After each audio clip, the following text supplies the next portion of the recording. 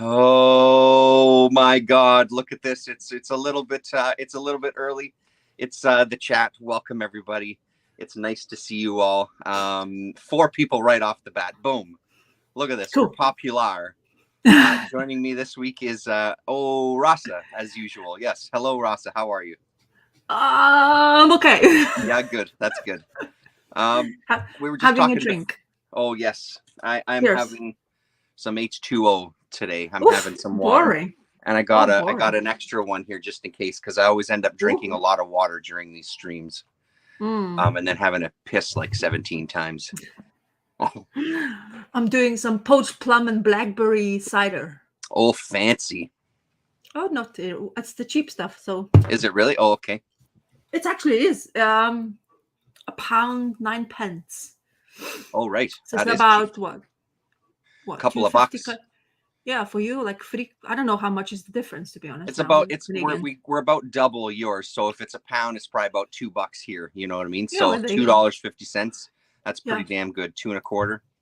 Yeah, and it's about the pint of the drink. Yeah. Yeah, no, I ain't finding no $2 cans here of cider or anything else. I think the lowest I'd probably be able to find is like around the $3 mark. So like £1.50 or whatever. Yeah. We have those cheap shops, so we go there. Yeah. For stuff. It's really good. It's what is it? Where does it come from? Of course I'm not gonna see it now. Where you made? Me vegan friendly. That's the tells me who's made it. I don't have no clue. It doesn't say. Yeah. But it's like sounds like Scandinavian, Oh, okay. The type of the made place. They really what I like now, because they reduce sugar amount, and I can drink cider now, even though it's a bit colder. But when we chat, I think that's what it is. You drink water, or I need something just lubricate, but I enjoy it because it's evening. It's like I actually drink the most while I chat. Do you know that? Yeah. Throughout the week, I don't even have anything alcoholic whatsoever. But it seems to be I make this day as having a bit of a I wouldn't say a piss up. That would be just wrong. I mean, I would be like trash before that kind of thing, but I'm not doing that. For me, live video. Tuesdays and Sundays for me are my drinking days. Tuesdays are bowling, and then Sundays are the chats. But it's not even every Sunday, so So might be an excitement next week for me and my husband. Oh, hello, Donald Rex. Hello, Donald. So me and my husband will go in the morning cinema show to see the Ant movie. Hey. Because it's been like hell of like 4.5 years now since we've been to one. Oh shit! So it's gonna be, hopefully, fingers crossed, we'll manage the time schedule, because we have to pick up a son after the school, and actually my husband has to take like a holiday day in order to do that. But hey, it's kind of like you want to see it in a big screen. I kind of miss it absolutely now. Yeah. So especially one like this, I think it's gonna look great. We haven't set a schedule yet when we're gonna go, but I hope we go sooner than later, because I really want to see it. Yeah, I see too many things people talk about it, so I'm not reading it. I'm trying to skip it, but it's so much. It's just your eye starts to wander. Yeah, and that's not really cool. No, totally. So it would be the first movie we see in the cinema for like hell of a long time. So we'll see. I mean, I'm really excited to see what they do with Kang. Yeah. Because he did a Creed movie, didn't he? Did the Creed, like new Creed movie or some shit? Oh, is that true? Okay, yeah. So he's proper build now. It's like yeah, so it looks like even more menacing than he used to be. I mean, yeah. In Loki, he looked like kind of slender, to be honest, in comparison. So. Yeah, he did a little bit. He did look tinier from what I remember from that show. Yeah. So we'll see how it goes. And then talking about shows, we watched the first episode of Picard season 3. Okay. Oh, it's bang on, like beautiful. Oh man, that's actually fantastic. Right. Like a Star Trek fan, if at all. They bringing all the next generation characters in the season. So we already in the first episode you see Beverly Crusher in trouble. and then the mysterious start of point, which is actually really good. It's actually quite pacey. I was surprised how quick Yep. the first episode was, because they only air one episode a week, I think. And of course we Riker, the Picard, goes on a journey of adventure. I'm not spoiling anything, but it's just so beautiful. I mean, they are old, and you see the age, and you're like, oh my god, it's going to happen to me soon. Because time clicking. But it's really beautiful to see how, it just like feels such a next generation vibe to it. So I really like that. Oh, that's fantastic. Yeah. Because I grew up with Next Generation, so for me it's a huge important part of Star Trek life. yeah, for sure. Yeah. And now we are so spoiled. I remember the day when I was like, oh shit, I wish watched Star Trek. And now like shit, we have like slew of Star Trek stuff. It's like ridiculous. And they are good stuff as well, which is great. Yeah, there's an abundance. Yeah. I absolutely love that stuff. That's awesome. Have you watched anything? I watched this week. Actually, I watched a ton of movies. Actually, I watched a boatload of stuff. So I got the Arrow Films channel just for a hello AFPC. I got the Arrow Films channel just for free for a month because I wanted to see. They had a documentary that came out on the 14th of Jean Roland, a director that I love. So they had like a 2-hour documentary. So I watched that. But when I was searching through the Arrow Films catalog, they had a section where they had about, 10 Westerns. So I watched a couple of Westerns, some spaghetti Westerns. Holy shit. So I watched that, and I watched a couple of Westerns on Criterion as well, because my son has Criterion. So we have it on the TV here. So I watched The Great Silence on Criterion. Man, oh man. I've seen it like a lifetime ago. If you haven't seen that one, Rasa, it is a phenomenal movie. It's phenomenal. It's got Klaus Kinski as the main villain. And then on Arrow, there was one called And God Said to Cain from 1970. And that one stars Klaus Kinski as well, but he's kind of the good guy in it. And both of those were just top-notch Westerns. I watched Sartana, the first Sartana film, which wasn't so good. I watched Requiescent, which was another Western, which wasn't all that shit hot. Is this the one you're talking about? Yeah, that's The Great Silence. And that's probably... Il grande silenzio. Silenzio, por favore. That's how we say. And that's soundtrack. Nice, it's a Morricone soundtrack, and it's probably right up there with one of my favorites of his soundtracks now. I would listen to it as soon as I watched the movie. I'm set up with my music gear at a friend of mine's space, so I was going to kind of jam and play, and listening to it on the way there in the car. It's peak Morricone for soundtrack, I think. Beautiful stuff. Best representation of post-scarcity economics in popular science fiction. Star Trek, I assume he's talking there. Yes. So I watched all those Westerns, which was great. And then we went to see the Skinamarink movie that everybody's talking about in our art house theater, which I loved it. Absolutely loved it. But I won't say anything about it because you shouldn't know anything about it going into it. Like, even if you watch the trailer, trust me when I say the trailer doesn't spoil shit. The trailer just gives you a sense of like what the atmosphere of the movie is, but it doesn't give anything else away. Like, it's an amazing movie in so many different ways. And then last night we watched Triangle of Sadness, which when I woke up this morning, I realized I didn't really like it. I've got a lot to say about that too, but what else did I watch? I watched a Jess Franco movie, Eugenie Desaad. I watched a Jean Roland movie called Fascination. Like, yeah. When do you have time for this shit? Well, since December 1st, I have quite a lot of time, actually. I didn't mean that way. Okay? No, I know. Yeah. That. Yeah. But, no, and then I just kids, haven't read.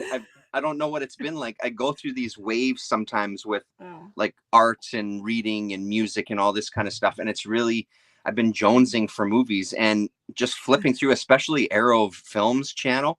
Man, I really like that channel because it's right in my wheelhouse of stuff that I like to watch. And they have a whole bunch of movies on there that I've just never heard of and want to check out, right? But I mean, like I said, the whole impetus was this Jean Roland documentary. It's called Orchestrator of Storms. And anybody who knows him as a director or is curious about that kind of French films from the late 60s, early 70s, I think he went on all the way into the mid 2000, I think, teens. You know, I can't remember when he passed away. It's been a number of years now, but really, really great stuff. So it's been fun watching stuff.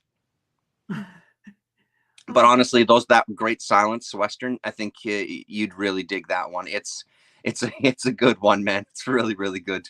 I like spaghetti westerns. I'm a fan for sure. So now educate me a little bit with, because now you're mentioning Aerosmith films. Arrow Is that Arrow what you Films, just Arrow Films. Arrow Film, and then so is it like, because I opened it, it sells you DVDs and Blu-rays. That's right.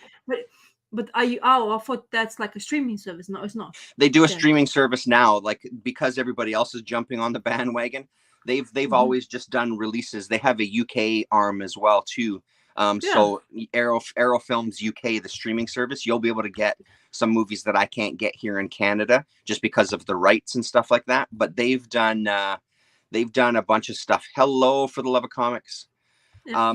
They've done a lot of great kind of cult movies and world movies over the years. And I guess, I don't know when they got into the streaming game, like a year or so ago. I'm not really sure. Okay. But I guess it's going good enough for them that they're keeping it up, right? And I think, oh no, that was someone else. No, never mind. There's another one called Vinegar Syndrome. They're actually going to be getting into comics, which I haven't heard any official announcements, but what's his name? Charles Forsman has done some cover work for Vinegar Syndrome, and I think they're going to be doing a comics imprint. So I don't know if that's going to be comics based on movies or what that's going to be. I haven't seen any other announcement. Okay, because this is the problem I hate is we all good, yes, by the way. Oh, hello, Damien as well. Hello. Because it's all on bloody Amazon stuff, and I'm trying to get out of it because I don't want to. I had enough. I always do it when they give me like deals. They kind of come up with deals all the time, so I purchase the deal like really cheap for the subscription. I mean, and what they do is, because they have that, they like that Arrow thing video is on bloody Prime, which is and you have to so you pay Amazon. Oh, I see. £9, and then you pay Arrow another £5, so you ended up like bloody paying a fortune. Yeah. In streaming, I'm saying, because if you don't watch it often, those streaming websites becomes kind of like really not what I really need. Do you know what I mean? Like the same with Netflix. I cancel Netflix because we all kind of watch like one thing, and we don't watch that many other things. My son is absolutely obsessed with YouTube Kids, so that's good for me because that's free. Yeah. No, I'm happy with that. Myself, I don't really watch much Netflix either. So we're trying to kind of find something, but Prime is just like, if you want extras, you have to just like, it adds up to your subscription. So it can become like crazy if you're not careful. You know what I mean? So right. That's interesting. I didn't realize that because I've got Arrow Films on my phone too. So not through an Amazon thing. I just downloaded the app. And the only reason I got it is because they have the 1 month for free, just as like a trial. And then after that, I think Canadian, it's like $4.95 a month or something like that. It's not very expensive. It's pretty cheap. And that's the title that AFPC is saying there, New York Ninja. So he did covers and then an unofficial, like a comic. That's correct. So I'll be curious to see what else they do. Hello, Andrew Lopez. Is it called like Arrow Player? Is that the one or not? I think that's what it's called. Yeah, I think so. Is it? Anyway. It'll have a big A as its logo. It's Yeah. And it says Arrow at the bottom. It says Arrow. That's correct. Yeah. Cool. Okay, I'm gonna have a check. I just found an app.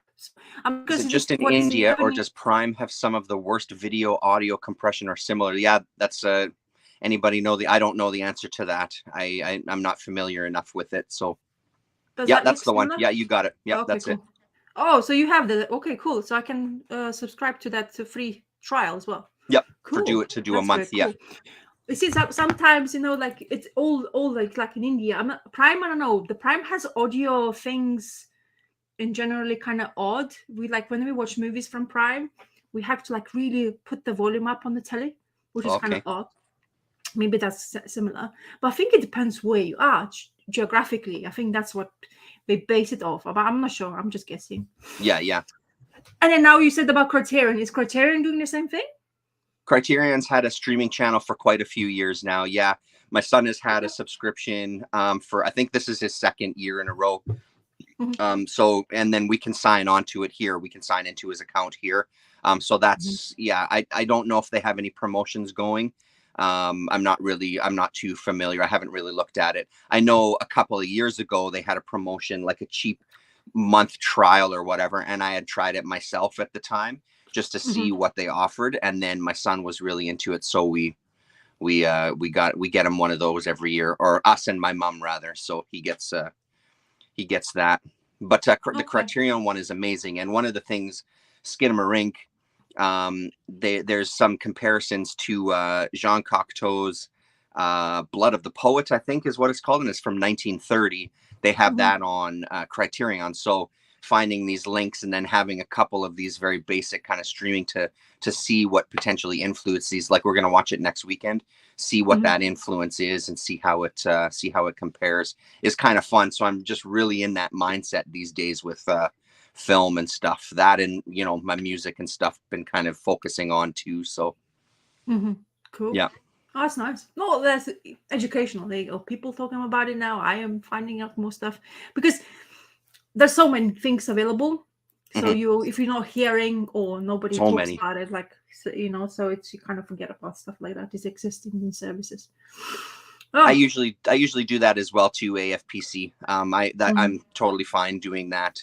I just find that I was getting into a time of when my computer was working, I would just torrent a million stuff and I just wouldn't sit and watch stuff. I'm finding with the streaming, I actually sit and watch it because I was compiling all of these downloads on my computer that were then just sitting on my computer, and I just wasn't kind of taking that next step, you know, like hitting the 25-cent comic bins too hard basically and piling up a stack that you don't ever read. It's this easy access, and I don't find that I was reading it. Yeah, that's exactly right, Angie Lopez. Me as well too. Skinmarinky dinky dink.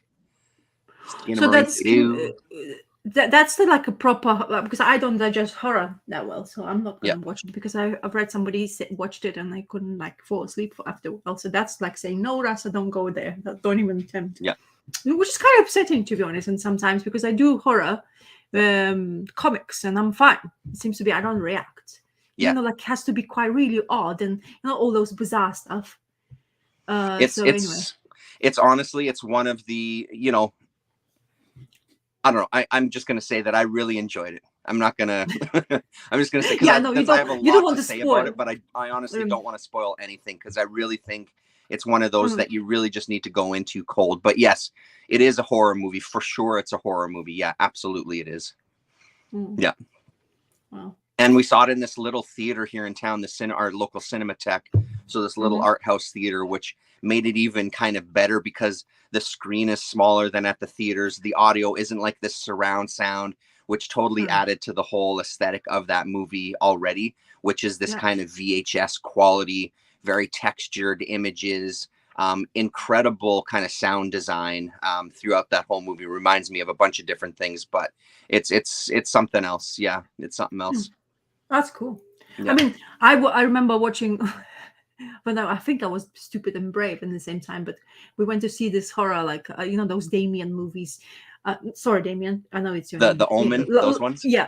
The Omen, I think. And we went to this, they chose the most smallest, like a room where they're going to show. And it was like about 7 maybe rows, maybe 8 of chairs. So tiny in comparison to cinemas these days, like, you know, these days. I'm not saying I peed my pants, but I felt like I'm gonna pee my pants because, like several times. And when we left, I was like, "Why the hell did I agree to this? Why did we do this?" And I still remember. That's the thing. I still clearly remember that movie. Right. And the child, of course, all that, you know, that the kids they use, and you're like, "Oh, it just stays in my memory." And then you fucking think a bit more, like, like when your brain starts recollecting the moments, because there's a couple of moments with the creepy doors, and you know what's the most freakiest thing? People scream, so you like react as well, even furthermore. So that's most. That's also appalling what's so thing. fun about going to see horror movies with an audience, because you get that. You're like on a roller coaster basically with all these other people, and so the reactions are that much bigger because someone screams that little bit louder, and Yeah, exactly. It was super fun. Yeah. I'm glad it made it. Like, I wasn't sure it was going to make it to the theaters. It was like a Shudder, another streaming service. I don't know how far reach Shudder is, but I think it's North America. So it's a horror movie streaming channel, and it was an exclusive to them. And then I think IFC had some money put into it as well too. But it got such a buzz that they started doing a circuit where they were playing in theaters and stuff. So I'm really glad that ours managed to get a hold of it. So. Because I'd much rather see it there than I'd watch it on the TV. I'd watch it again, but I'm much happier that we saw it in a theater and sat in a room, and So it was cool. Okay, cool. I'm glad. I'm glad you did. Cool. So shall we dig into it? Do you want to start us off in Comic Land after 20 minutes? I'll show you the last week's drawings, which I have not done. Oh, okay. But I'll talk about comics after. Yeah, for sure. Can you see that? Look at that. So that's Jaime Hernandez's book, which I absolutely loved. This is How You See Me.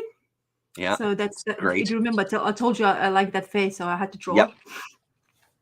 I kind of made her a bit older than she is, but I don't use the pencil that much. Okay. And then, of course, GLA Gatekeeper by Timothy Truman. Wonder Woman. Oh, that's nice too. Yeah, look at that. So that's those two ones that I have not drawn. And then, so I'll show you first one. So the one I wasn't able to read. It's difficult to read these days. I am really comparing to a. Yeah, thanks. I don't have I don't have the panel I used, because I usually show you that way. Oh, yeah. But those were books still already in library, so I can't show it to you. Yeah. And so the book I was in library, you picked up The Man Who Laughs. Yes, I remember you showing us that. Yeah, which has great art. So before I talk to it, so this is my art of that. Can you see? I can, yeah. Yeah. So this is the one, and then the panel I chose is this one. Oh yeah. So it's very difficult style to wild style, yeah. Comprehend, but it has the same things, like creepy vibes to it. So yeah, there you go. Reviews are in. So this book surprised me, because kind of I didn't know where they wanted to take, until when you finish reading the book and you start clipping for more information, and then you have an afterword, which actually kind of explains big things for this book in generally. So in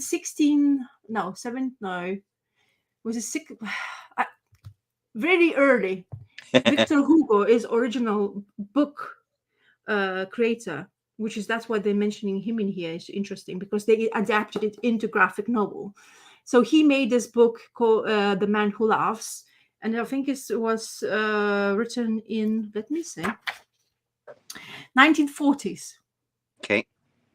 And in France. So La Homme qui rit is in French, was written this book. So, and basically it's very dry book. It's about a guy who in that time was kind of like left behind, because he was a nobleman's son who nobody was aware that he existed. And he was living for the life with thinking that he's an orphan. And the book starts of him being left behind by these people in the shores of England, which are great white shores of England. And they were leaving them behind because this is the people who knew his actual real identity. And this scene starts with him basically wandering around in winter, seeing a person hanged.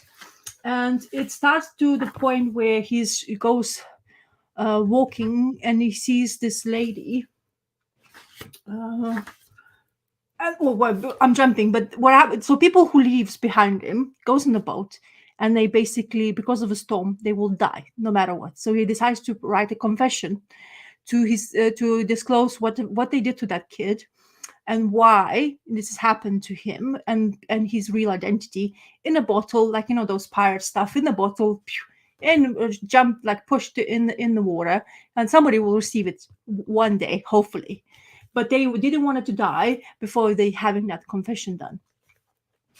And after so all they perish, and this is the last kind of like words of the guy, and he has that bottle where the all truth is disclosed into, and the scene afterwards happens when he's wandering, and he sees the lady dead, but he finds the baby with her, even the frozen milk.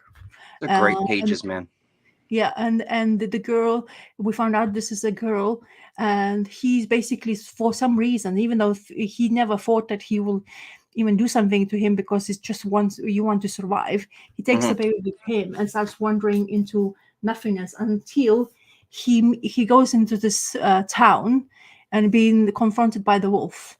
And then we found out that this wolf has been owned by a man who's basically will become his father. That's why I drew them both together in here, because it's a prominent figure for his life to be what it's going to happen next. So the story goes where they become like he finds out why he's having this huge face and grin. Yeah. Creepy as shit. Yeah, very memorable. But I was afraid to draw this because because the color does really draw your attention. Yeah. And when you just draw in black and white, it's kind of difficult to portray this kind of menacing face, even though I think I didn't do such a bad job in generally. So he basically discloses information. At the beginning, he wasn't aware what's happening, but they disclose this information that he was being orphaned, been sold to an orphanage, and then that orphanage was basically doing experiments on him, and and permanently gave him that smile. Because of the operational experimentations. The baby who he saved as well is blind, and she becomes like a light, even though she was a kind of like her mama died. She's now blind because of the freezing conditions she was found, but she survived, and she turned into this beautiful lady who they became like a true pay part of the performance. Because this guy, the father, was trying to make money in that time, and in order to make money, he was also passionate about the shows, like theater and stuff like that. And they were basically, because of his face, no matter what kind of shows, like the most saddest show they would portray, everybody was laughing because of this face. So, but they got the success, and in order to get more money, they decided to go into London. And that's where the things starts to kick off in the storyline. Absolutely spectacular. Honestly, very surprising book. It doesn't feel like at the beginning kind of slow, but it rewards right at the end to tell you exactly why the nobleman part of a life has been important, and who is this father of his has been. But there's great sorrow in the story. Maybe a bit of a good ending, but it's up to you to see. But I mean, it definitely ended to a point where you're like, oh my God, really? Is that going to happen like this? But it's really well drawn. And the more you look at it, the more you get into the book, it just becomes like this Mark Stratford work. It just becomes like, the first impressions are kind of childish, like in a way, but with a horror element because of his figure, like the facials. And it's really fascinating how he uses the nose as a prominent feature, even like creates the face of the character, like forehead really forward, like that. So it's interesting, really unique style, I must say. And his backgrounds are absolutely fantastic. Yeah. So it's really good. I'm not going to spoil it because I think it's actually really worth to read what happens in it. And then that's why we're really afraid to create this, because the book in generally was well known of. but it was really dry read all the time. So, like they say, if you want to attempt, even the guy who was reading this book, it's like, if you want to attempt, you're going to struggle so much. You'll like be frustrated most of the time, because he uses the words where most of the people will just have to scratch their head off before understands the actual sentence going on. So, I mean, I don't know, who maybe somebody has read the book beforehand, but as I say, this is a graphic interpretation of that. And I think they're doing really good. It's definitely a cover that sticks with you. That's for sure. It jumps out at you. Yeah. And also, there is Victor Hugo. This did this. That's the actual writer. Yeah. With the characters together as a puppeteer.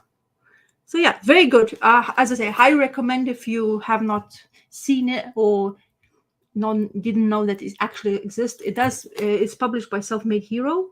Okay. So yeah. Another publisher which I really enjoy and seems to be my yeah, you've shown a few in my area.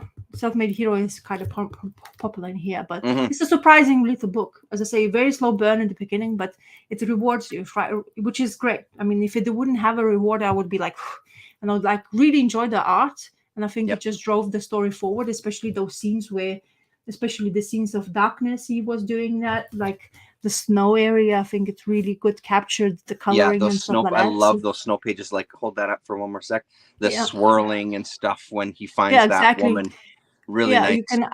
It's really like those like harsh elements where you basically know that they really living in the place where you wouldn't want to be there. Yeah. And so David Hine and Mark Stafford is the creators who basically attempted to do this, and I think they really did a good job. The David Hine that I'm most familiar with is and of course now a strange embrace is the one that I'm most familiar, because I think that might have been my first experience with David Hine, and I love that book, and it's a book that I've revisited a couple of times, and it has a very kind of creepy undertone to the whole thing, and a real sort of atmosphere.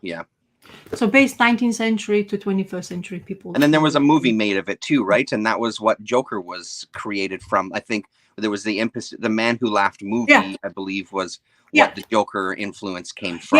He mentioned that in the 1940s, when Jerry Robinson and Bob Kane and Bill Finger were working on the first issue of Batman comic, they saw the poster featuring Conrad Waite in 1928 movie The Man Who Laughs. Yeah. The image inspired them to create a Joker as a Batman nemesis. In 2011, I wrote this issue Batman Robin DC comic books featuring the Frenchman who mutilates his own son to perverted homage to Victor Hugo. So there you go. That's another thing. I kind of would like to see that now, because if he's created something for DC comic books in that vein, it would be interesting how who was drawing it and stuff like that. So really good. Asking if you've read The Motherless Oven by Rob Davis, also from Self-Made Hero. 3 books. Yeah, I just I need to see the picture because I'm such a bad Motherless Oven. Okay. That's why you gotta have notes with you. Wait. Yeah, sure. Yeah. Do you mean the creator of this trilogy? Because I think that's what you're talking about. So okay. I started it. It is The Motherless Oven. So it's the first volume. But I went and found volume 2 and read that. Yeah. And then this is volume 3, which I'm going to go to. Unfortunately, I didn't have enough time this week. Too many birthday cheering to do. Yes. But yeah, I think you're talking about this one. Because it's also, like I say, Self-Made Hero. Yes, there you go. I'm right. Yes. You see, I told you I need picture. I will know straight away. Yeah. So bad. That's why. Guess why I'm doing this? Because now I really do remember everything I read when I look through. Yes, I remember that feeling. Oh yes, it's gonna be. It's gonna be good at the end of the year to see you go back through that book and relive some of those. I think that's great. Only Self-Made Hero books I've read are the I Feel Love and I Feel Machine anthologies. Like I'm blank now again. I need to see pictures. You'd see the cover and you'd be, oh yeah. Yeah, I know what you're talking about. Yeah, Yeah. I've been reading quite a few self-made hero books due to library. This Uh-huh. library in this part of my land, where I live, is really does like the self-made hero fantagraphics now. Even I'll talk about a Blaze book, which Oh, is surprising enough to have that in library. I know you don't like no, it, I'm but just I kidding. think I'm just kidding. you will be surprised to what book I'm talking about. Okay. Uh, All right. so yeah, it's I it's look uh forward to it's it. it's it's a first for me for the creator, even though a lot of people around what WeChat to our WeChat loves it. Even you like the creator, so All right. Okay. And then AFPC is saying some great stories in both of those okay. anthologies. I'll definitely have to have a look for the Hmm. pictures because I'm bloody crazy when it comes to that kind of information. It's like Yeah. what blank, yeah. So Cool. it's your turn. So two of the three books, I only read three things this week. But the first of this, what did I just drop there? I read two books by Jippy. So I'll just talk about them once and then I'll wait for the next round to go again. But I'll kind of talk about them in the order that I read them too. So the first one I read was Garage Band. Yes. And it's a pretty thin book, and it's color, and it is put out by First Second, of course. So Yeah. you have your self-made hero. I seem to have First Second as a Yeah, I love continuing that one as well. entry. Mm-hmm. And I loved this book so much in so many different ways. The story itself was really great. Like it really feels it's a classic kind of snapshot jumping into the lives Oh, of these kids who yeah. are starting a band, and they get themselves one of the kids, his father has lent them the use of his garage. They've got to clean it up, and if they behave themselves and don't get in any trouble, he'll let them use it for their rehearsals and for their jamming. So Nice. we get introduced slowly to each of the characters, and at the end of every little chapter, and then also we get some beautiful pages like this too. Really nice kind of breaks in the storytelling as you're moving through different scenes. At the end of each chapter, we get what really resonates with my teenage soul is we get some pages of them actually in the throes of playing some of their songs here, which really brings back some memories of we rehearsed. We used to have a barn that we played in, that we jammed in. It was this big, almost like sheet metal barn, so the echo was just excruciating. But it was so much fun. So at the end of every chapter, we get images like this, and it just is phenomenal. Really enjoyable book. Like I said, you feel like you get just enough information about everybody and their kind of interactions with each other. But it just does give you enough, because at the end, it's like, I want more volumes. I want more of this following these characters and their lives, and like fleshing it out a little bit more, and what happens to them. And, because they start to have a connection with a record company, and who says he's going to listen to their demo, and kind of the realities of the music industry hit one of the characters, because he's like, nobody gives a shit about what the actual music sounds like. It's about the attitude and who you are and what you're willing to do. So here's some more of them. And they're always these silent panels, so we don't even get a sense of the lyrics.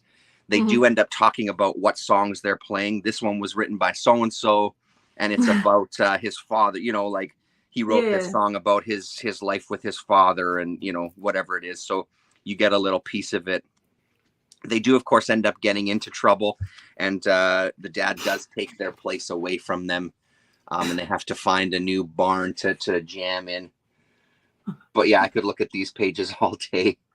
Shirtless punk ass teens making an absolute racket.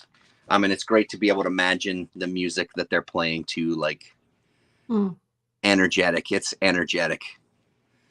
So that was really fun. That was my first exposure to Jip. You've talked about him before, and other people on the streams and things have mentioned his name, but that was the first one I've read. Yeah, it's this one I read, the one story by him. That's right. with this guy from the war and stuff. That's right. Yeah. And that was the one. My library didn't have it. They only had Yeah. these two. These were the only two books that I have in my Mm-hmm. libraries here. I really love this book too. I think Earl Grey didn't as much. I'm not a musician, but I think you two are. I'll buy tickets for the debate. Yeah. I mean, Earl Grey may have talked about it in the scope of all of his work. For me, this being an introduction, I thought this was a really nice introduction, and I loved it. But the one I'm going to talk about next, so much different. This Land of the Suns, so much different. So I can see if he's tackled more heavier material, like I get the sense that maybe he has, that I could see this one being an outlier that might not be as enjoyable if you want that kind of heavy, darker storytelling. So, but I'll talk about that next time around. Hello, Harvey. Which hard case crime books would you say are your favorites? The books themselves or the comics? Because the comics, they're in my to sell pile, I think now. As fun as some of them were, I can't really say that I had a favorite.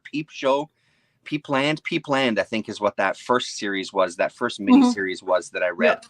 I kind of remember enjoying that, but that was so many years ago.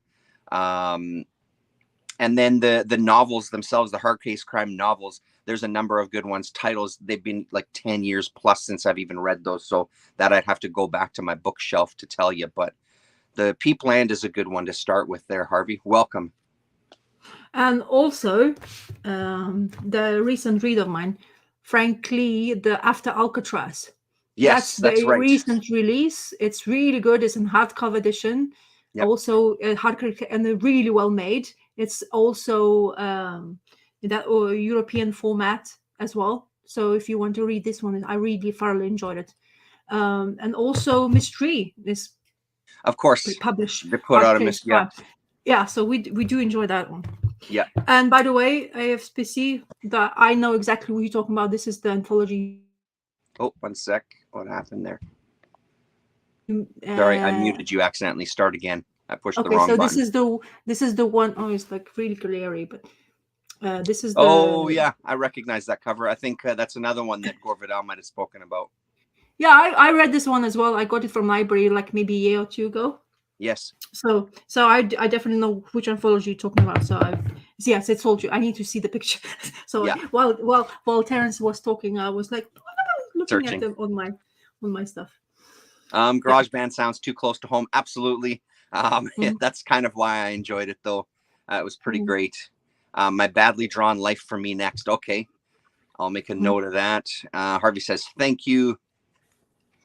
Good to help. Yeah. You're next there, Rasa. What do you got? So now, will you recognize this drawing to what I'm going to talk about? It's going to be the old geezers. Oh, Gilliam March. Yeah, Laura and Other Stories. Yes. So my library decides to have that in a Blaze edition of hardcover. Yeah. So it only cost them $120 to get the one that has, whatever. Yeah. Anyway, sorry. Go on. So I'm really not familiar with Gilliam Marsh much. Yep. I mean, a part of what is that recent pink book he came out with? What's it called now? Oh my god, I'm blanking again. The one that he did after Laura. Yeah. Carmen. Yeah. Carmen. There you go. So I'm not sure. First of all, can I tell you something? Yes, sure you can. This edition of coloring is a bit odd to me. Okay. He even talks about it at the back. You get more information about it. But so this Laura Stories is about the girl who lusting for a man who she can't have because she has this great time with him for summertime period. They get along really well. They're kind of like really friends, and she's becoming a friend rather than lover to him. Because he does have a girlfriend and she is tormented by it. She's about 20 something. That's at the beginning of the story. And she felt kind of whiny for me while I was reading. It's like, come on. But I understand how difficult it is because you start to see what's wrong with you, especially if you can't have somebody. And she's completely, utterly lusting for this guy. She's daydreaming. She is she can't even have a like proper life happening. She's studying, she's doing a lot of stuff for herself, for her own future. But this man who she's lusting, Marcus, his name, she's absolutely obsessed by him. Even her friend, who they seems to be not really, but this is her dream.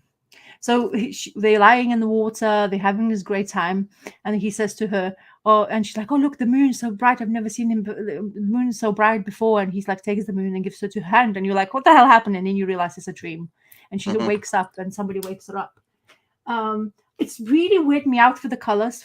Honestly, it's not really popping up in the colors. Of course, you have this typical A-Blaze printing where you have like really two big gaps in between because it's reprinted and I guess translated versions, yes, of his, because he's Guillaume Marsh, if you guys don't know, is from Mallorca. That's where he's from. It's been published in Sunday newspaper before he became popular, and because of he was drawing only females because that's what the publisher wanted in that Sunday's the comic he was doing for local newspaper. I guess that's why I've become much more kind of known for female drawing. And so the story was okay. It ended a bit bizarrely because her friend she tried to do anything possible to get rid of her piling for this guy. So she tried to get her to the club to have to meet somebody else, and she meets this guy called Louis, and they really hit it off. But because she's still kind of like she can't get over it, she kind of like skimmed, like she this is the guy I'm talking about. She absolutely doesn't kind of like she ran away from the place and she went back home, and also she ran away because her friend who she went to club with kissed Louis as well in front of her, kind of thing. So she was like, like she's really so what you say sleep tight, enjoy it Later. and then she was kind of like insecure. She wasn't, she's not getting who she wants to have to be with. And now the guy she was introduced to, her friend kissed, and then she just like had enough and she left. And she changes appearances. We went to the beach town and she had conversation. So it's kind of odd conversation. I don't know if it really clicked for me. I didn't know if I wanted to basically kind of like follow the character that much, because it just felt like I don't know if he had enough resolve in a storyline for me to kind of like, oh yeah, I understand her. I do try to sympathize for the like female part, but I guess I'm more. And then the last ending or beginning, as he says, we went to this she meets Louis once again because of her once again friend who went to club together, and they decide to go to this location where only couples kind of go, and she was basically forced into it. And there's this dialogue where they basically play, fight, blah blah blah, and it seems to be happy ending, I guess, but it doesn't really say that. So it's kind of odd. And then you have extras, which I really absolutely love.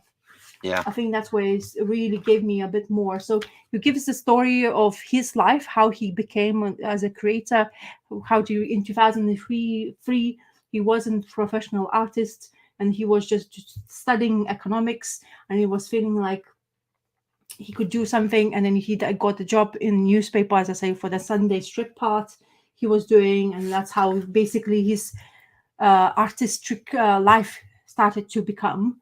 And also that is the slice of life information in here about processes, how he works with the how he starts layouts, and then how the pencil starts. So that was really cool.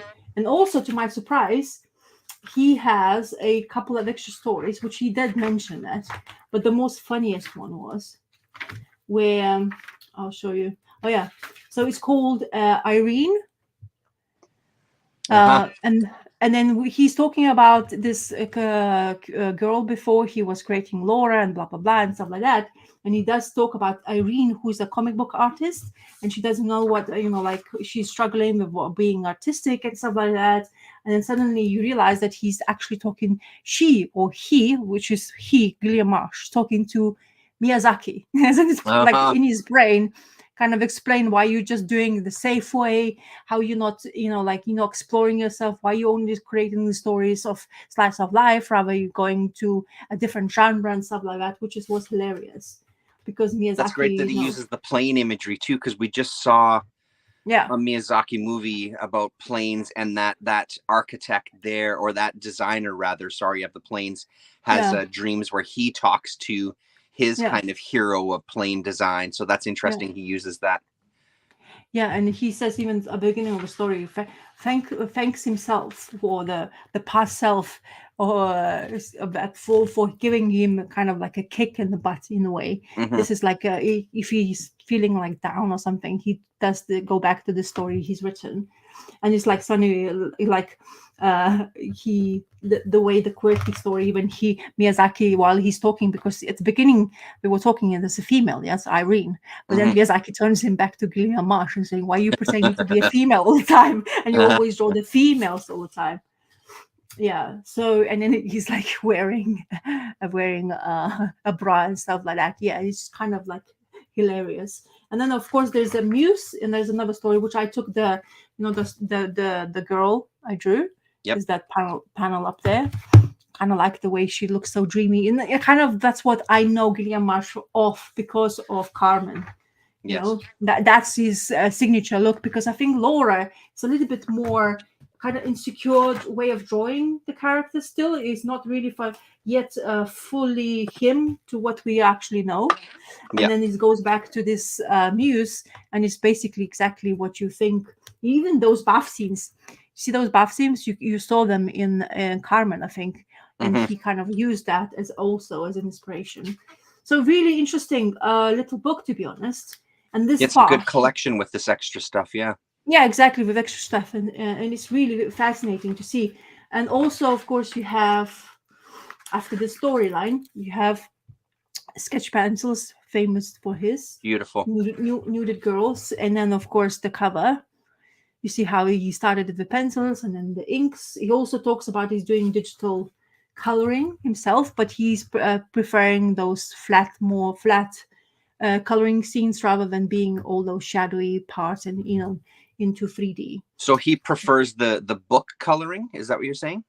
Yeah, he prefers flat coloring rather to those shadow intrigue, I see. light gradations and all that stuff, which is more complex way of because you're making the image pop out of the page as it would be a person in picture. You know what I mean? But what he prefers is to have like just flat coloring. And then this is a bit of more extras at the back you get as well. So you kind of, for a slim back cover, like book, like really quite slim, nothing to it, you get quite a lot of stuff inside. Yeah, for sure.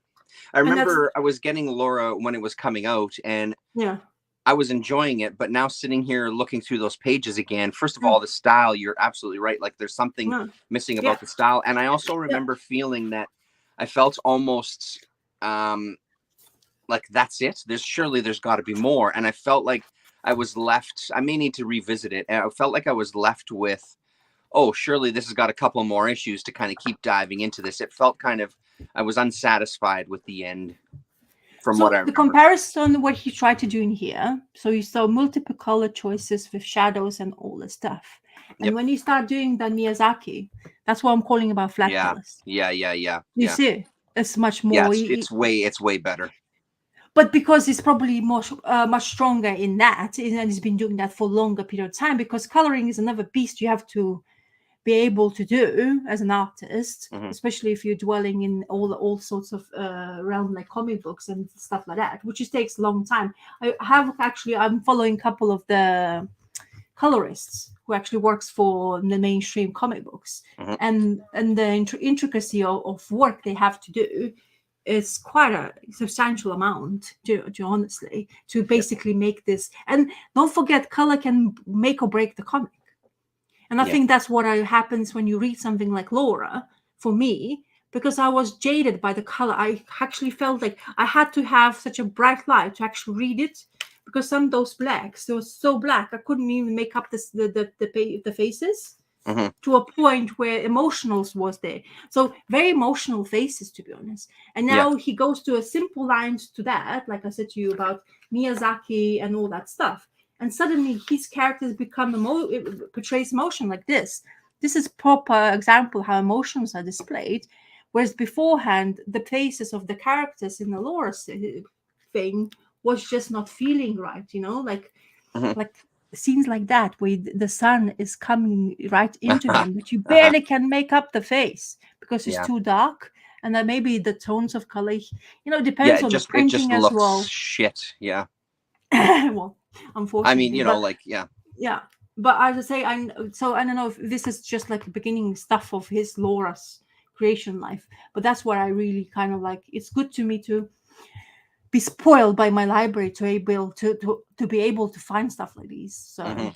I'm glad I can explore, and now I want to see more Carmen, because Carmen was mesmerizing to me because of Yeah. his, It's a beautiful you book, man. know yeah, exactly, and its simplicity in lines, and it didn't look like he used too much of the like overlay of like the characters Mhm. what we do, in order to pop them out on the page, but it looks so, because I know one thing. He always, I think, isn't he was using somebody else's as colorist as well? Maybe that worked. I'm not sure exactly I because I don't have not remember read for Carmen. Carmen. I'm not sure. Yeah, I don't Yeah, remember so off it the would top be of my head. interesting to understand if it was just him doing that stuff. But Mhm. yeah, it's good.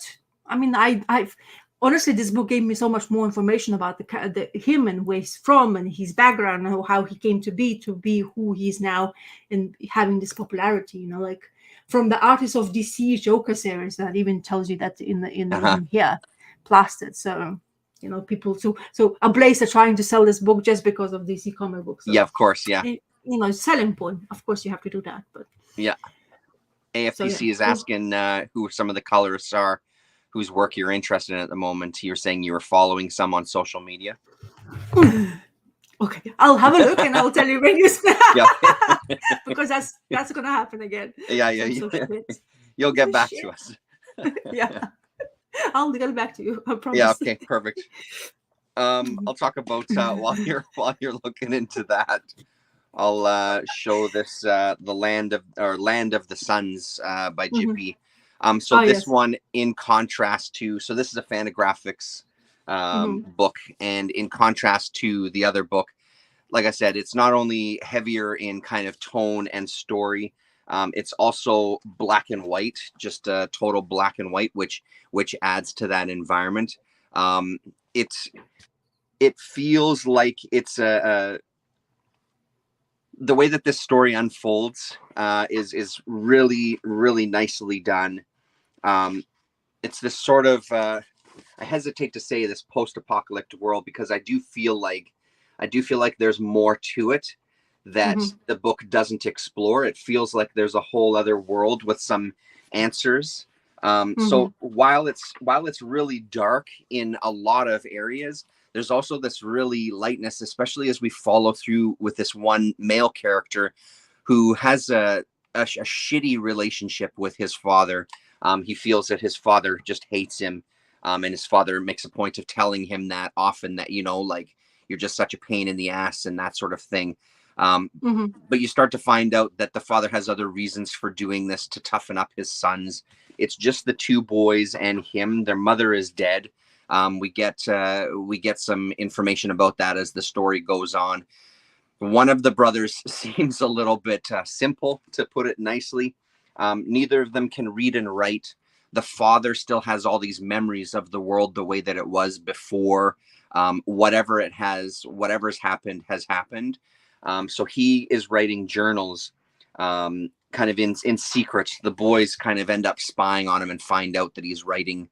Yeah, I agree with you. Hello, Daryl D. Um, the boys kind of spy on him and find out that he is writing these journals in secret, and of course they want to see what the hell he's doing and why, because he's really driven into them that learning how to read and write is just not important. You've got to learn how to survive. You've got to learn the rules of kind of the world that they're in right now. They went to hunt this dog at the beginning of the story, and they've gone out of the territory that they're supposed to. They find some human skeletons.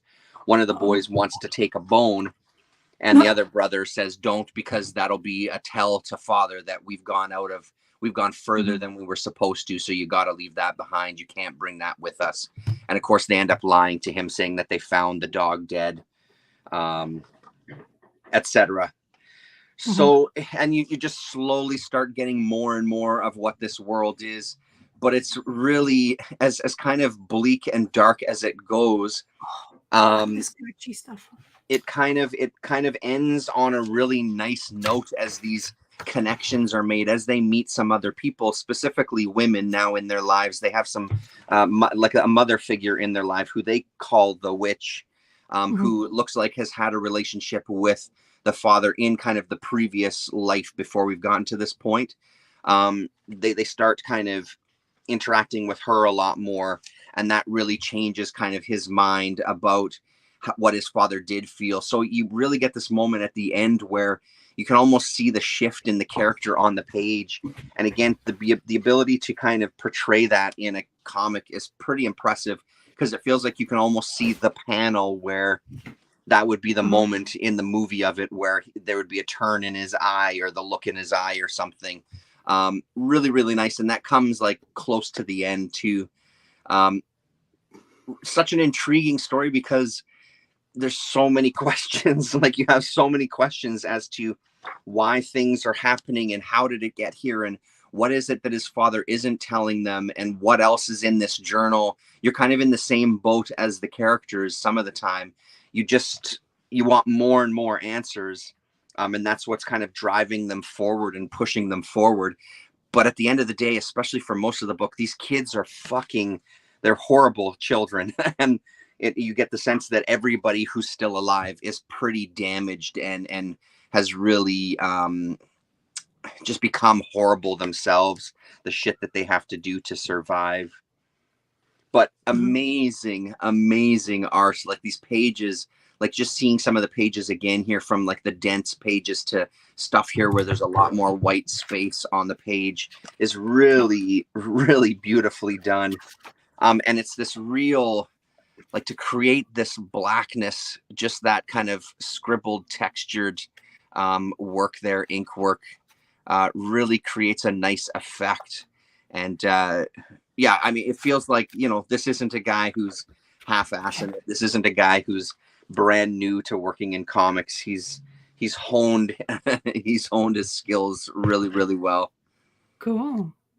So I really like this book a lot. And out of the two, like, as much as I enjoyed GarageBand, this one I liked a lot more than GarageBand. I think it was good to get introduced to it through GarageBand, something a little lighter, before jumping into this one, just to kind of have that contrast. Yeah. I don't know how I would have felt of GarageBand if I would have went the other way, but yeah, look at these kids. They're just great. And all the backgrounds and things. It's really beautiful. So high on my list now to find some more of his work. Probably going to have to hit a Fanta sale at some point to try to get some more things, I think, because that's one I'd like to own. That's on the list of ones I'd like to buy to have in the library here.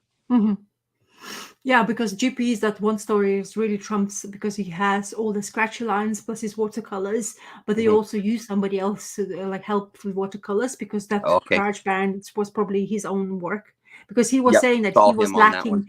Yeah, because he's saying, even in the one story, I think it was written in the backstory, saying that he lacked that more adventurous take on colors, and he was just, and somebody just and like made his art look even more stunning when he was thinking it could be done, beforehand. Yeah. Just double checking GarageBand. Yeah, it is all him. Because at the back he does some studies, and it looks like he's playing with color as well too. So just wanted to make sure I checked those credits. Yeah, like stuff like this, playing with pages and doing some basic coloring of the band and stuff. So yeah. So to talk about AFSPC, the question about colorists. So one of the most colorists I started following due to COVID, and he become like more full-time colorist. He's actually was a nurse, and his channel is called Color with Kurt. So Kurt Michael Russell is his full name. Mm-hmm. I don't know if you can see it clearly. This Yep, can see it. Yeah, it's Color not with Kurt. too much. Yeah. So Color with Kurt. So he's this website. So I found him out because I was reading a comic book called A Money Shot with Tim Seeley, and that's his coloring. Oh, come on. Technology, work with me. So this is one of the panels. Oh my God, I don't know how to work this glare. It's too shiny. So he's one of the colorists. I basically probably one of them, because he's the way he shows his work on YouTube, because he does live chat as well while he does the coloring. He's also a teacher, which is absolutely fantastic. That's why I like to watch his videos. But it's another beast to want to conquer, and I'm not really going into digital realm yet. I more natural, looking at pen and pencil and oils and stuff like that to draw, rather than doing digital. But I always find it fascinating, the color work, how he does. I also follow the Paolo Rivera, because he does gouache / watercolor, who's a lot of works done in Dark Horse, and of course the Farrell. What is this? Farrell Dalrymple. I absolutely loved his style. I think it's fascinating what he does with his own work, and he does watercolors once again. And he basically goes through the whole work, how he achieves the comic panel. So that's interesting. And also the Harrow County colorist, the watercolorist. What is his name? Drawing a blank. Someone will say it in the chat. Yeah. So he is the one who is really fascinating. Tyler Crook, exactly.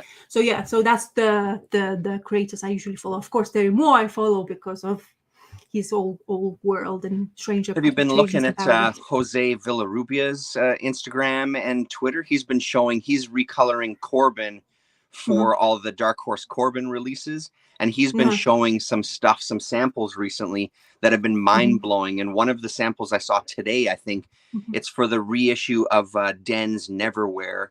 He shows the original, he shows the reprint, and then he shows what he's done. One of the things that was fascinating about it is, I guess he was doing some recoloring while Corbin was still alive. So Corbin got to see some of his recoloring as well, and kind of gave him the thumbs up, saying that it looked incredible, like that he was really impressed with it.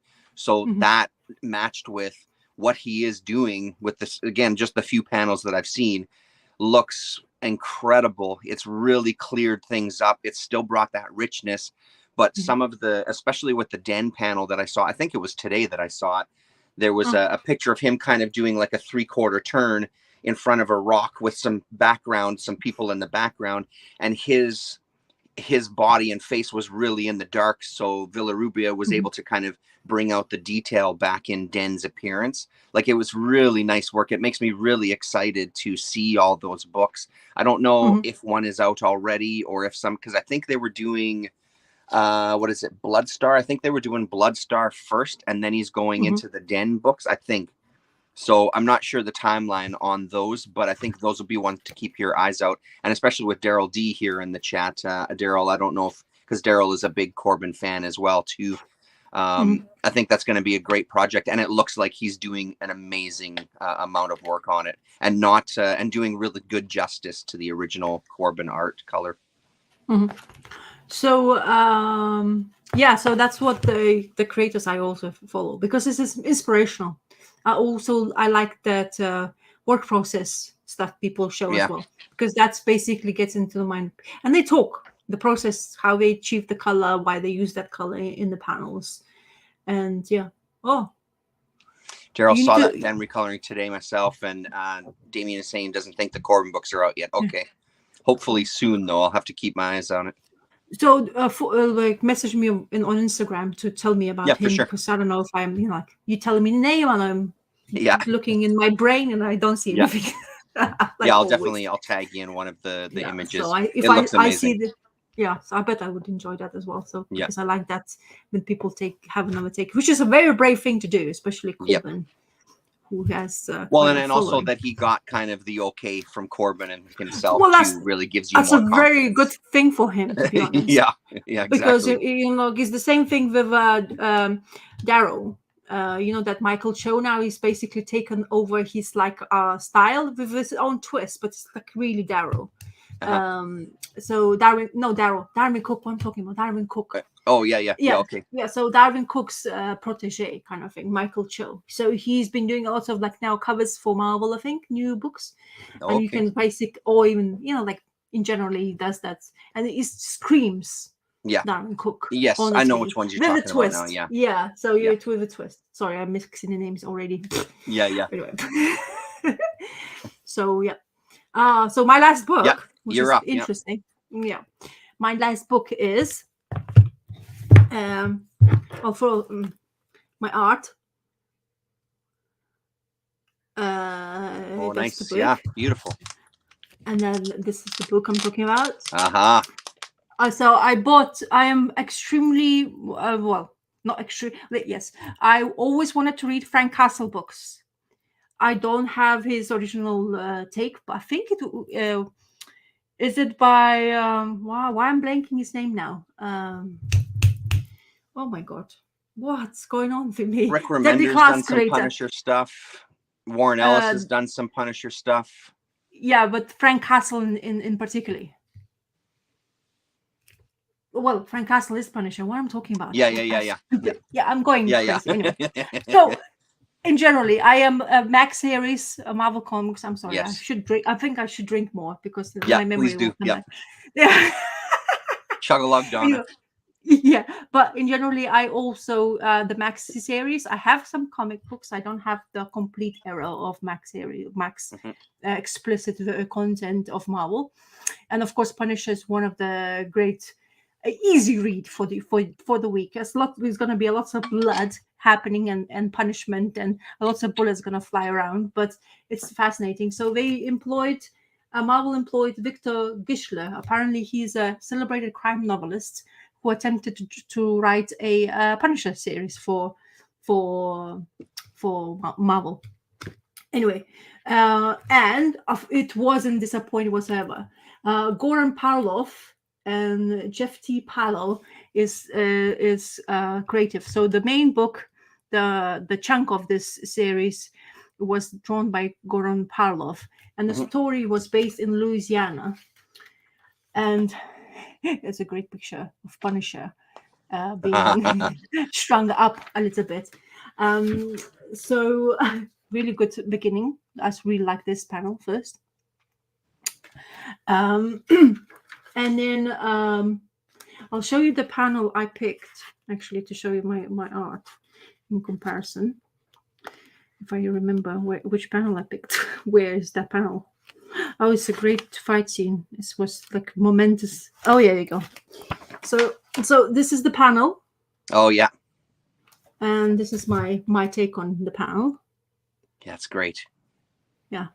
So it's a momentous scene here. Anyway, so Punisher travels in the car, minding his own business, having conversation to himself. It seems to be, of course, this is how the story starts.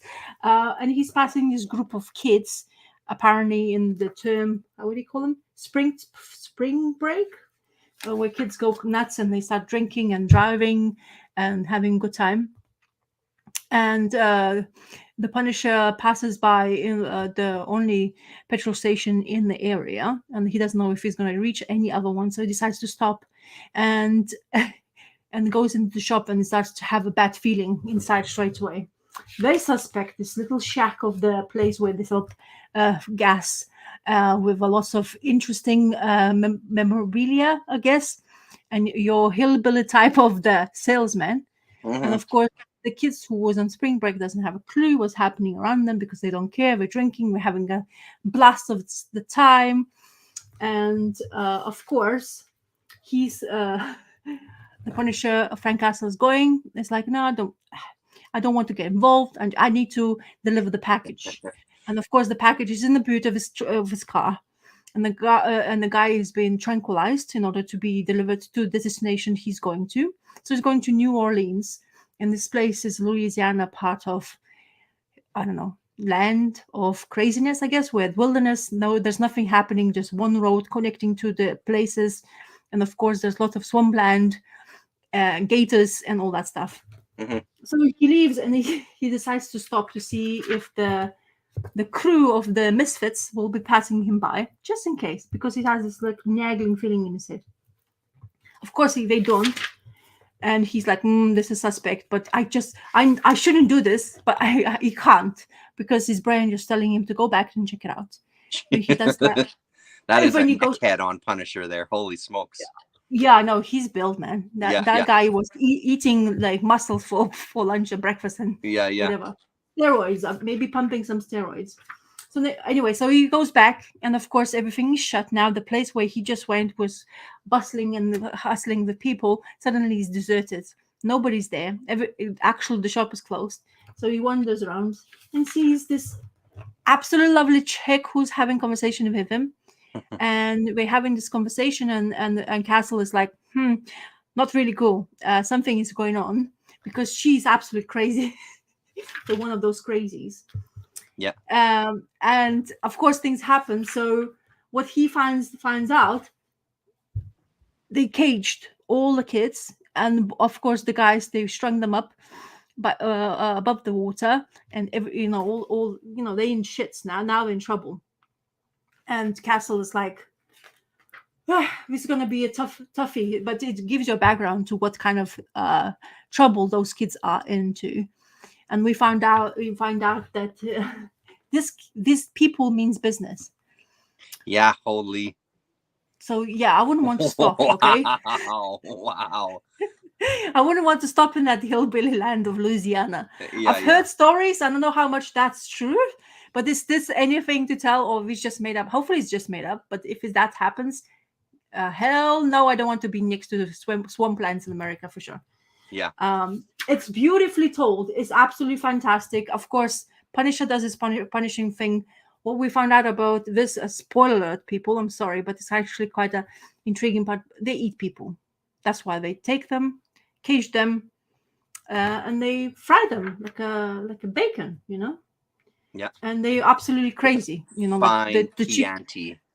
Yeah, the crazy chick, she went with the axe to come after him because he's trying to save the girl.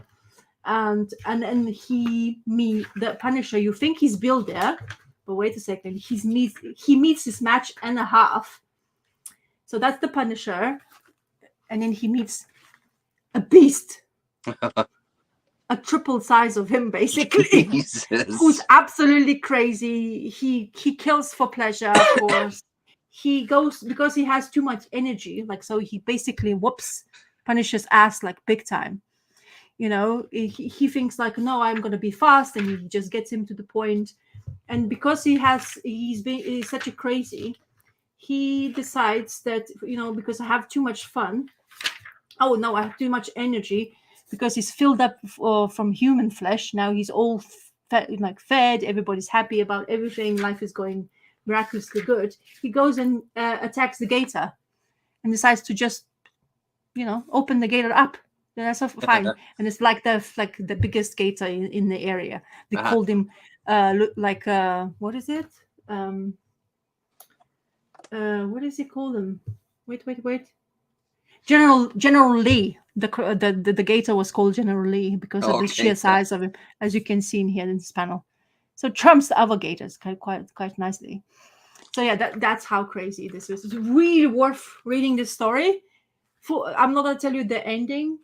Who else as well? It's kind of spoiler. There's another big guy in this picture of this story. So welcome to Bayou. And yeah, Bayou. This screams Pamela Anderson, by the way. Yeah, quite a bit there. Yeah, for sure. Yeah. And also it gives you an extra story by the same creator, I think, but different artists. And it's called, give me a second, with really different style of art. And Punisher looks, it's called Little Black Book. So it's an extra story in a straight paperback. And Punisher looks very mean as well, once again. Almost like a General Zod from the Street Fighter, isn't it, that guy? Yeah, I think that's know. Yeah. I remember the names. But anyway, it's a really, really intriguing little story as well about Punisher's dealing with somebody who he needs to kill, and she's to find the information or to get through like real tight security, and Punisher does this Punisher things. So really interesting. Lots of like, you know, beautiful, really well told Punisher stories, which is fantastic. And I know the Maxi series have been really celebrated by lots of people who has read it. Yeah. And then even in this, which I'm going to take a picture of, there's a reading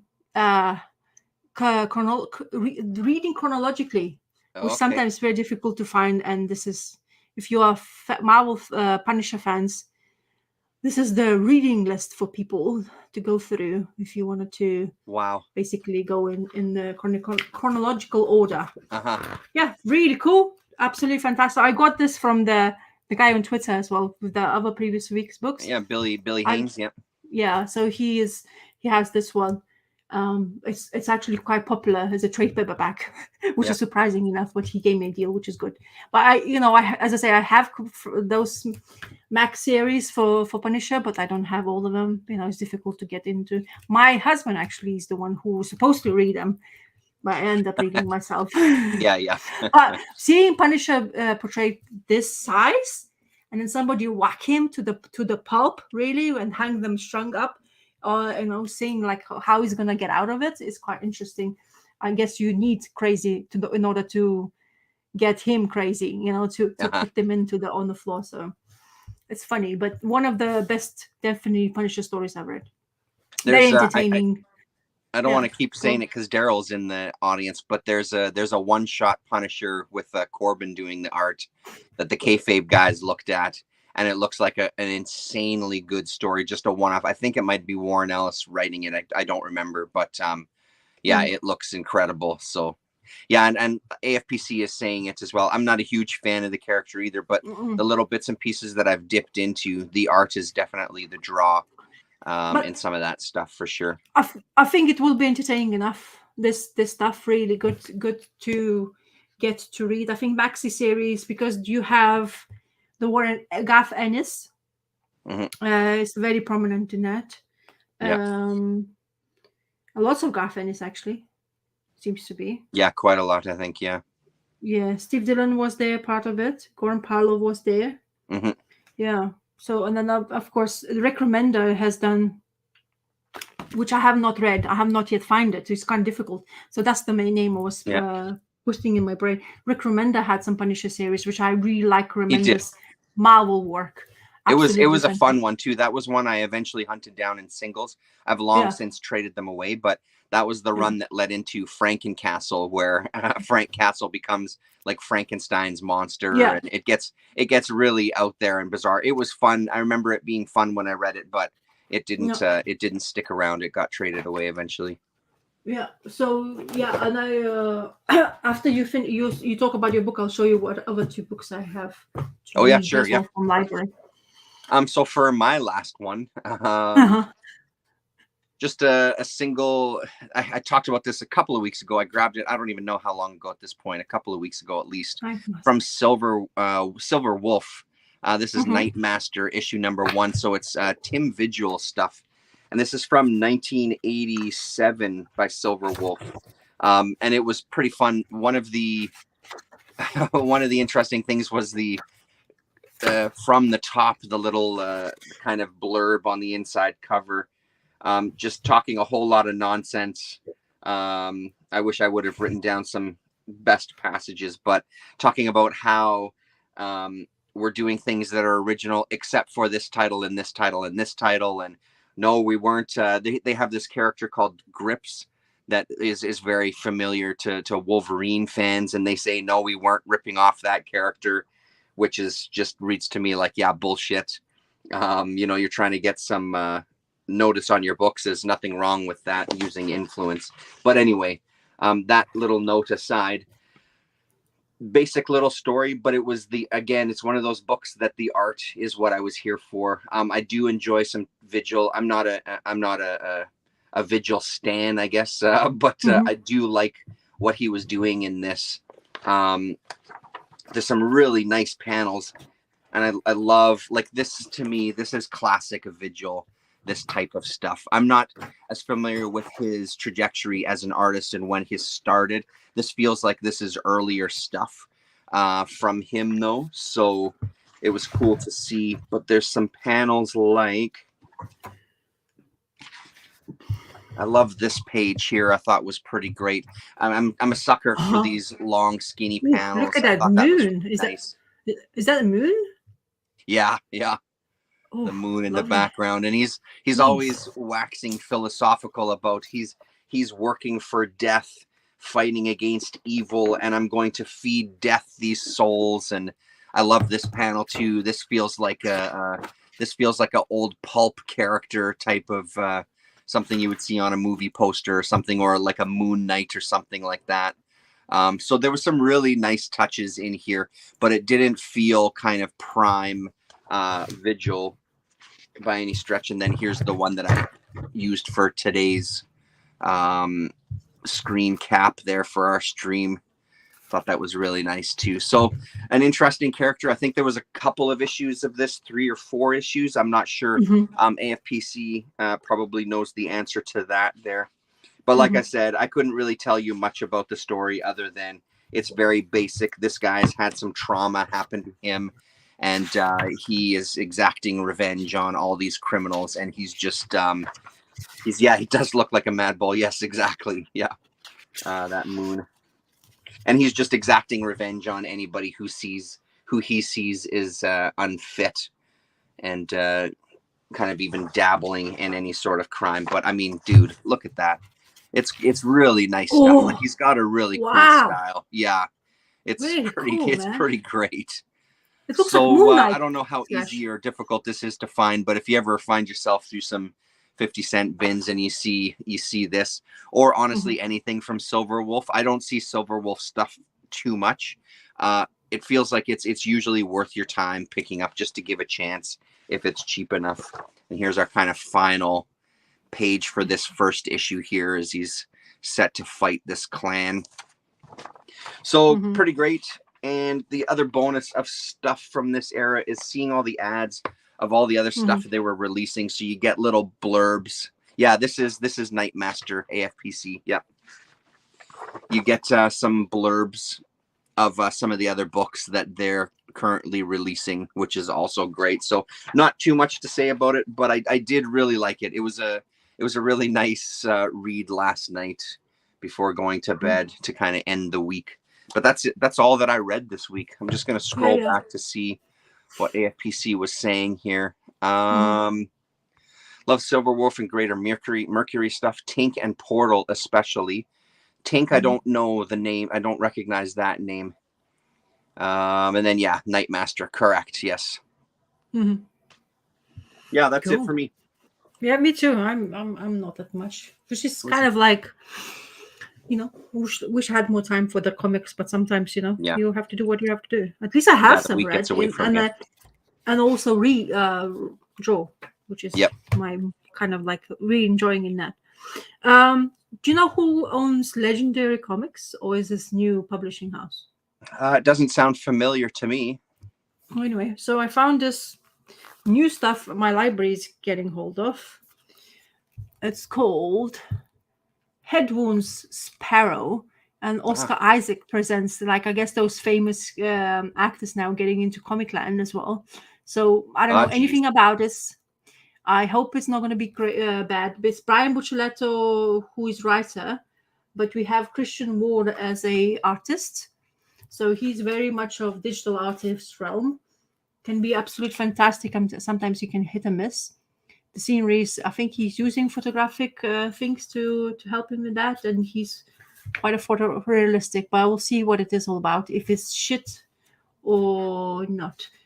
This one is 2022 release date. Wait, give me a sec. Yeah, 2022 release date.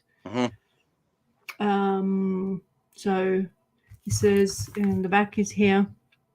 Is proud to present an unmissable neo-noir graphic novel from the mind of Oscar Isaac. Right. The Moon Knight, the Dune, the Star Wars, all that's famous. I just picked up. I really like this graphic. Is you can actually see the blotches are different, varnish or whatever screen, but we'll see. I mean, it's a pretty striking cover for sure. That stands out. So yeah, it's going to be one thing I'm going to Just read. the last thing we need in comics is these fucking actors. More of Mm. these psychopaths coming in. I'm not fan, but I saw Yeah. the Bucciolato and Christian War, so I kind of, I'll get it. It's library, so I can't say no. I'm Yeah, gonna absolutely. try that. Yeah. So, and then before I was getting sick, I picked up Nick Drasko's Sabrina, and I wasn't able to read. Yeah, Keanu Reeves is with that slashing comic book called, I forgot the name of it. Fully illustrated Netflix pitch. Head wounds. Sparrow. Yeah. There you go. Yeah. Lovely. So I'm not gonna be. I'm gonna reading like this from the far to make sure I'm not gonna be tainted by the words. Well, and I mean, who knows? Like it could be really good. It's just it just makes me suspicious where you're dipping your toes in, and maybe he's fantastic and he's growing up reading comics. I'm sure all of that is some to be true, but it's just really like get lost. Yeah. Anyway, I like the actor though. Yeah. He's a phenomenal actor. I really like Oscar Isaacs. I think he's fantastic. Nothing against him personally. It's just that whole Hollywood and actor system sucking the life out of comics. Yeah. So I talked about Sabrina, which I wasn't able to read because my library, it gives you kind of like 2 weeks reading time for the books you pick up. And because I got sick, I wasn't able to, and I wanted to renew so I can have another 2 weeks, but I wasn't able to, so I had to return Sabrina. But to my surprise, this library has gone mad, and released of 2022 by Grande, a new Nidraxco book called Acting Class. Yes, this acting class. Yeah, it's gotten a lot of good reviews. Yeah, and it's released, as I say, 2022 as well. So I'm going to delve into new stuff instead of reading Sabrina stuff of Nick Drasko. Yes. But I do like this really simplistic art style. I find that, I don't know why, but I think the more I'm getting into this kind of art style, it's actually more interesting for me to see how the storytelling goes, because you can't run away from, the pompous coloring and all that complicated panel scenes and stuff like that. It's kind of right in your face.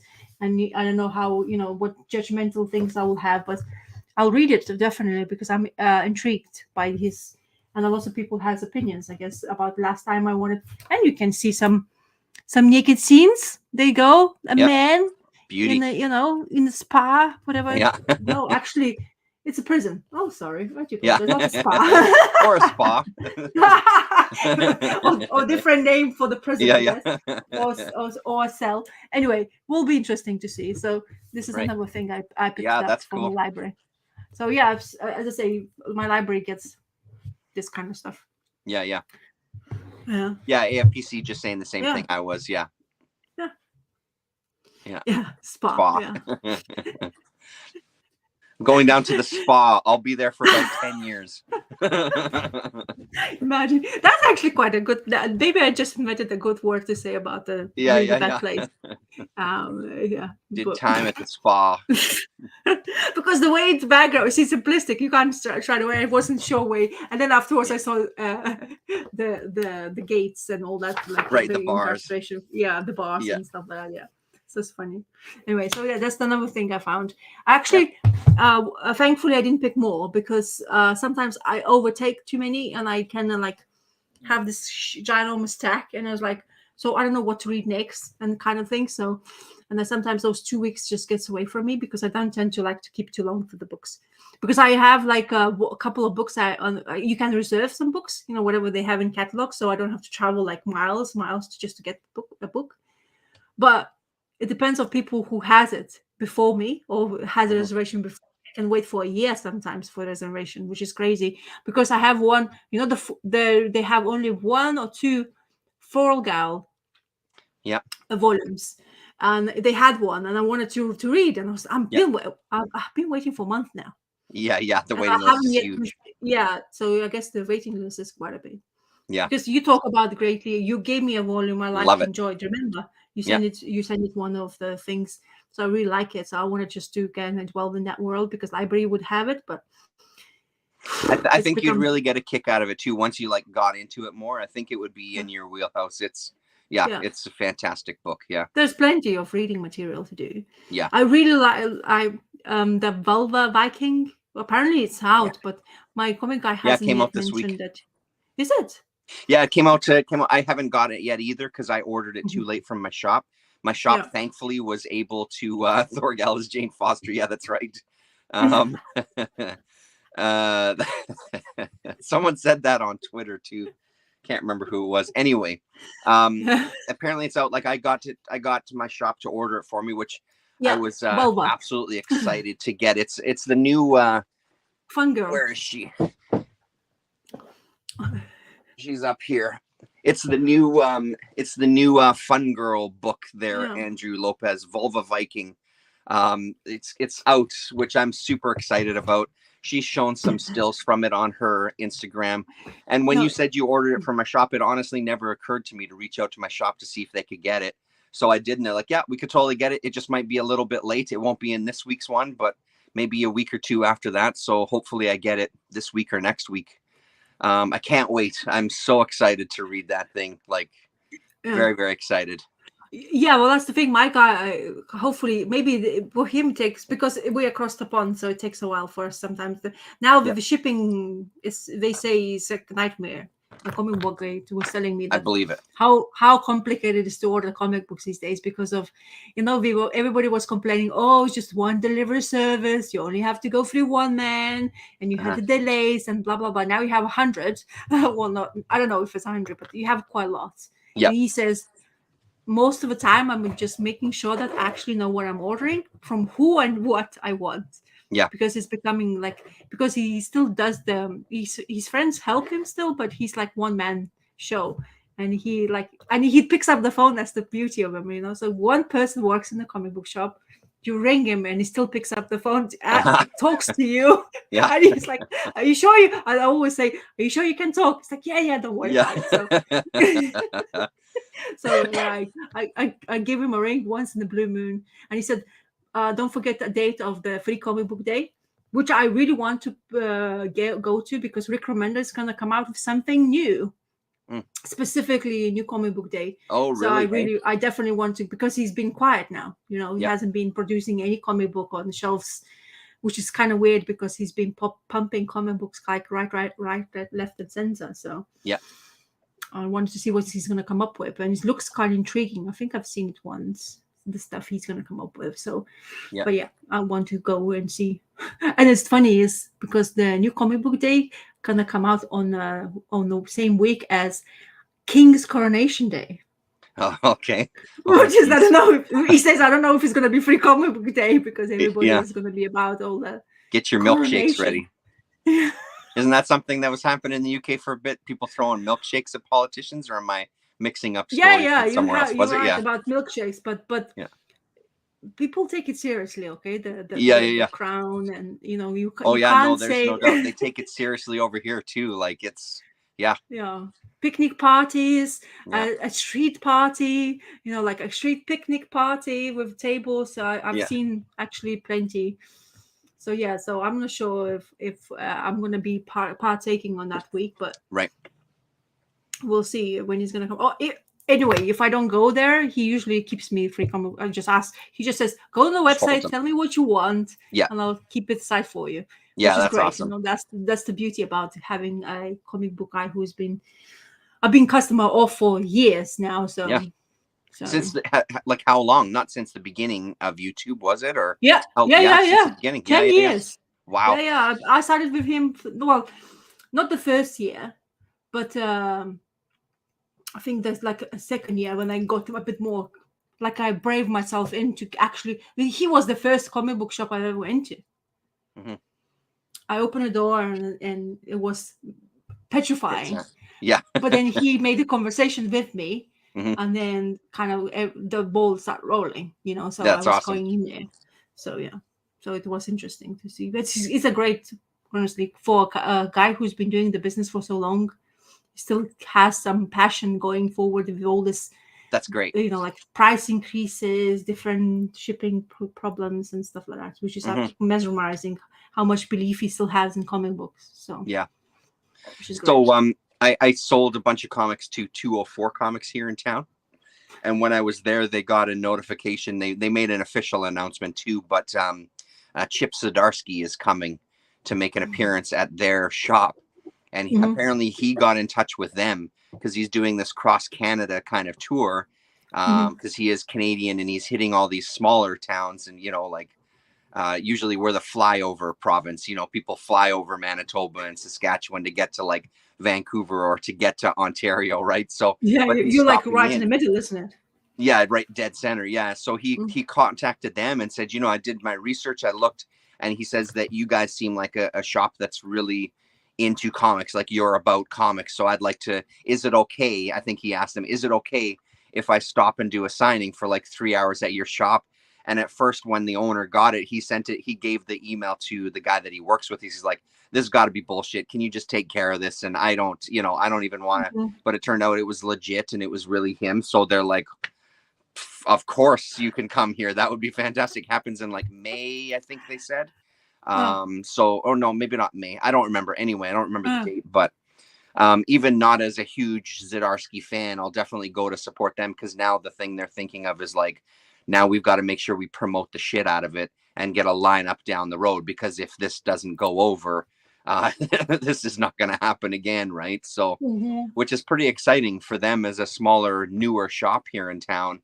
It's a bit of a hike across town for me to get there, but it's so worth going. They're such nice guys that I'm glad that they're getting this kind of exposure. And I mean, if it does go well, he knows other people. And we were just talking about it in terms of like Winnipeg.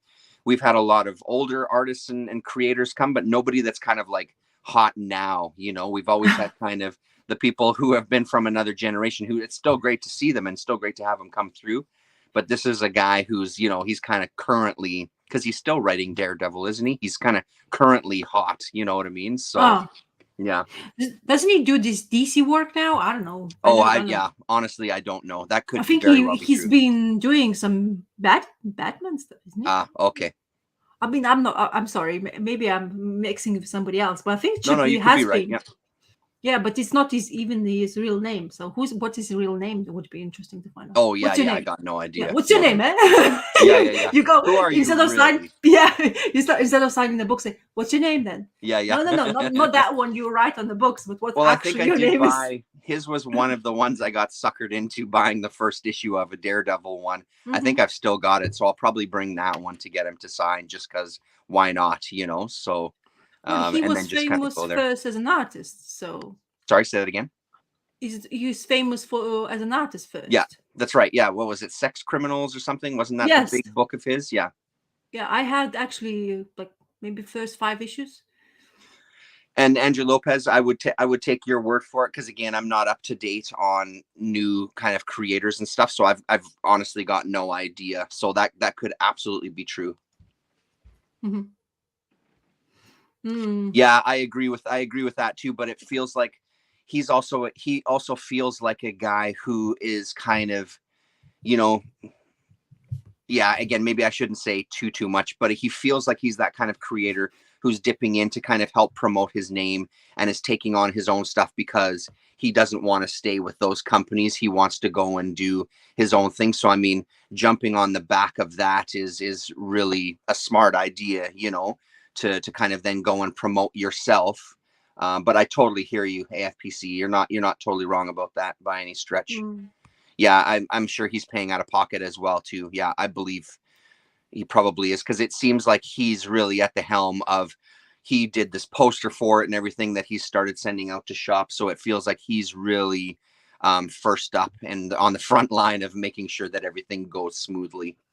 Because like I said, they were talking directly to him, not like a handler or not somebody from DC. They were talking directly to him, right? So, yeah, but it seems to be that they do promote themselves more if they want to be still kept in people's ears and mouths, before they, the fame part, especially if you work for those big two.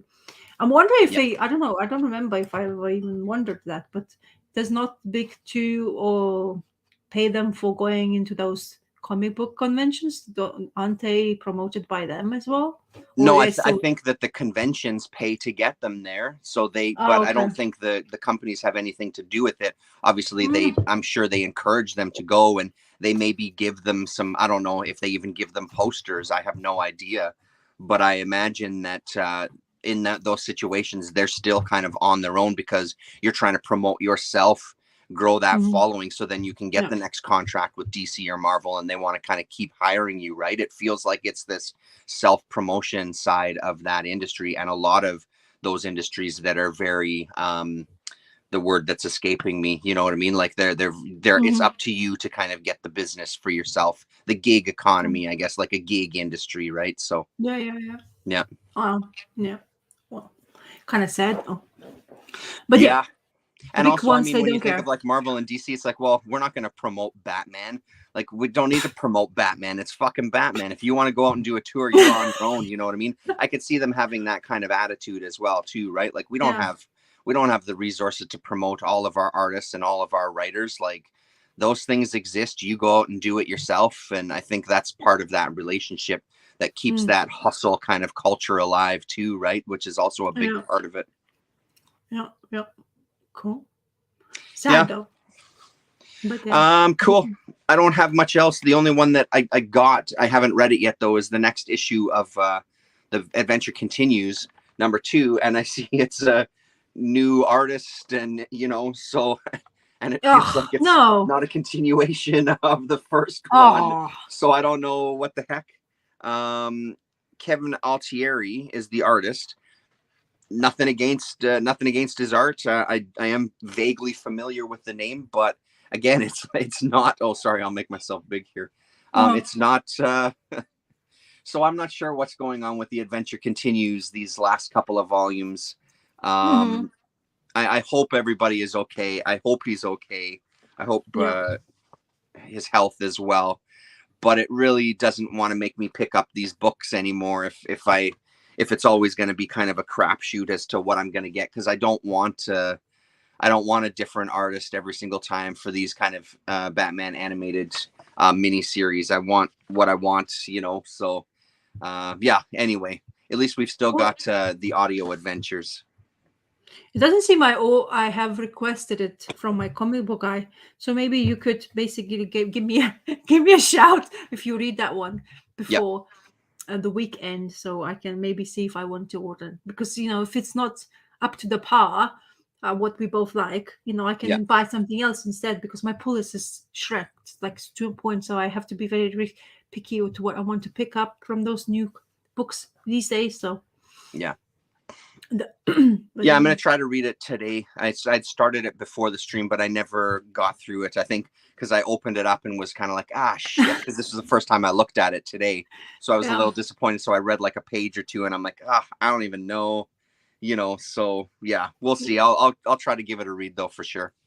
Cool, good. They're not paid to promote books, but they're still expected to. That's the problem for me.